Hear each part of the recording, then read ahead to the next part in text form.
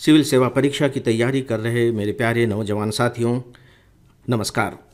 Friends, आज मैं आप सबके सामने बुलडोजर एक्शन पर जो सुप्रीम कोर्ट ने ताज़ा तरीन बात कही है उसे रखने जा रहा हूँ।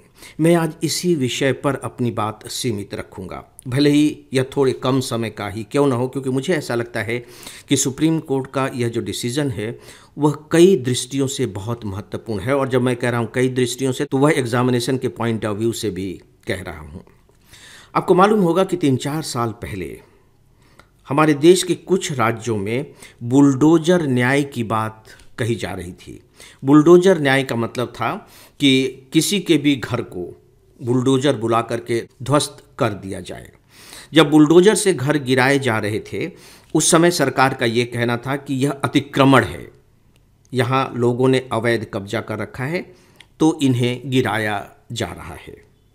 इस बात की बहुत पूरे देश में चर्चा हुई, इसका लेकर के विरोध भी हुआ, क्योंकि जिनके घर गिराए जा रहे थे, जब बहुत बारीकी के साथ देखा गया तो उनके घर एक संप्रदाय विशेष के दिखाई दे रहे थे और साथ ही साथ उसके पीछे प्रतिशोध की भावना भी दिखाई दे रही थी।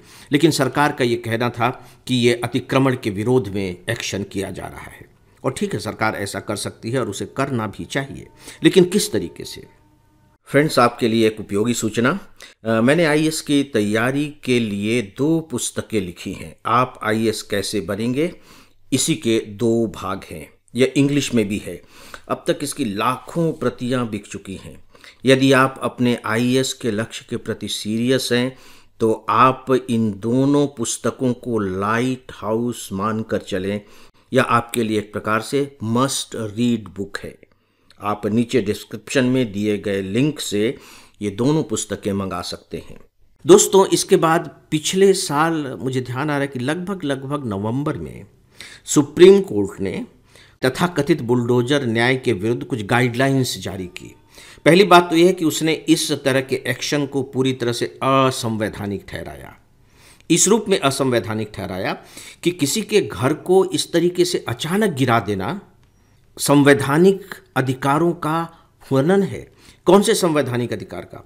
मौलिक अधिकार का, क्योंकि जो आश्रय स्थल है, वो जो आश्रय स्थल जीवन के मौलिक अधिकार का बहुत ही महत्वपूर्ण अंग होता है। आप उसका उल्लंघन कर रहे हैं।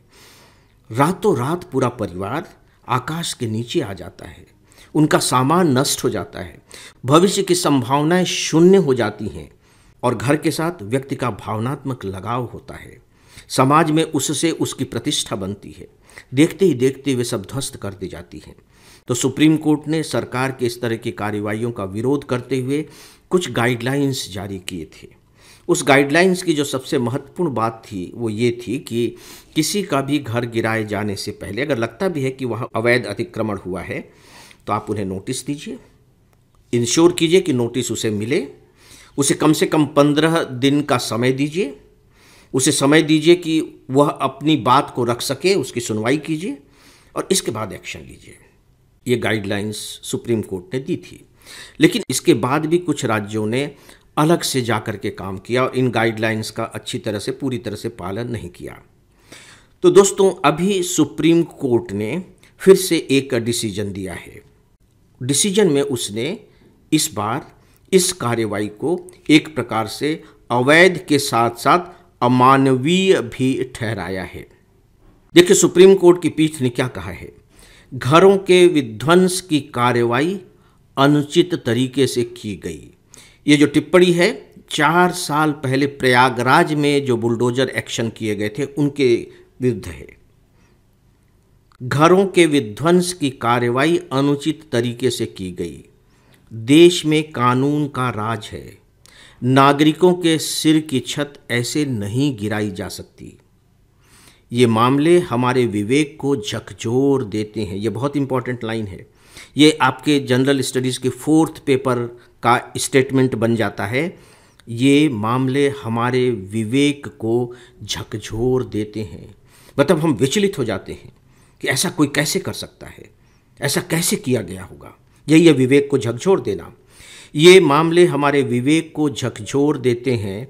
घर जिस तरह ध्वस्त किए गए वह संवैधानिक मूल्यों वह कानून का घोर उल्लंघन है।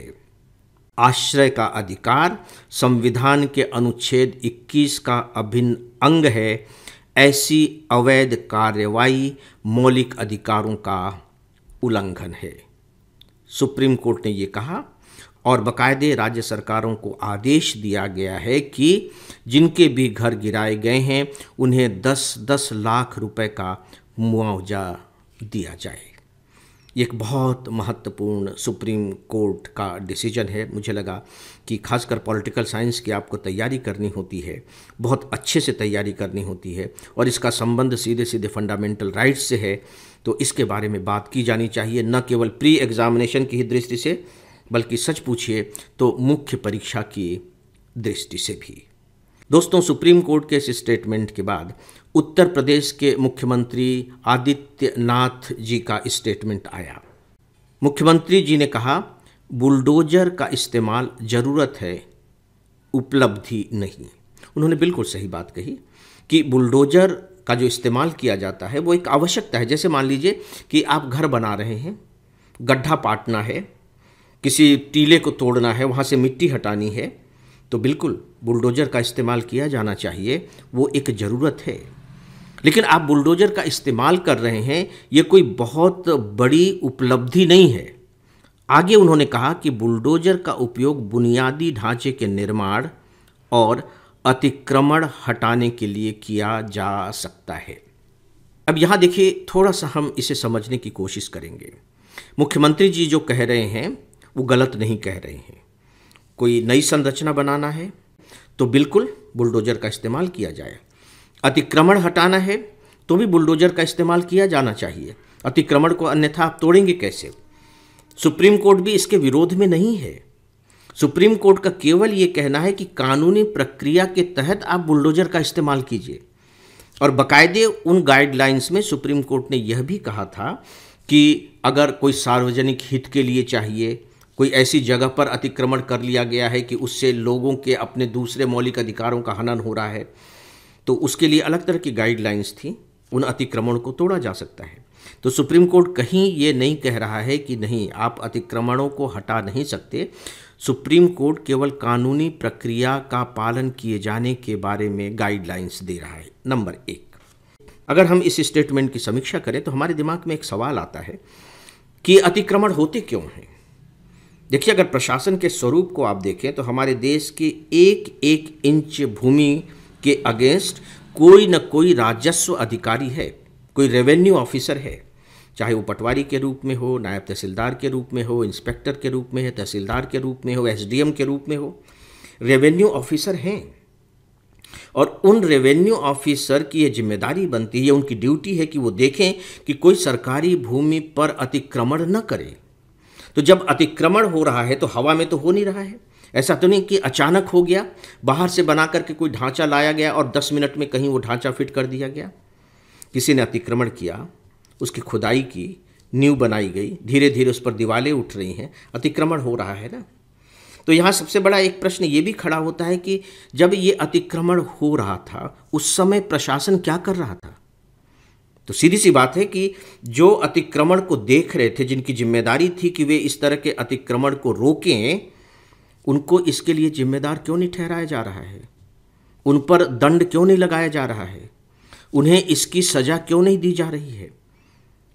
सीधी सी बात है कि वे अपने दायित्वों का निर्वाह नहीं कर रहे हैं। और जब कोई इस तरह के अपने दायित्वों का निर्वाह नहीं कर रहा होता है, फिर जो संदेह की सुई की नोक है वह उनकी तरफ जाती है कि कहीं इनका कोई हित तो इसमें शामिल नहीं है। तो दोस्तों, ये थोड़ी सी बातें मैंने आपके सामने इस रूप में रखी हैं कि आप इसे समीक्षात्मक तरीके से समझ सकें। तो फ्रेंड्स, इस विषय के बारे में बस इतना ही, और अब इस डेली ऑडियो लेक्चर को यहीं समाप्त करते हैं। नमस्कार।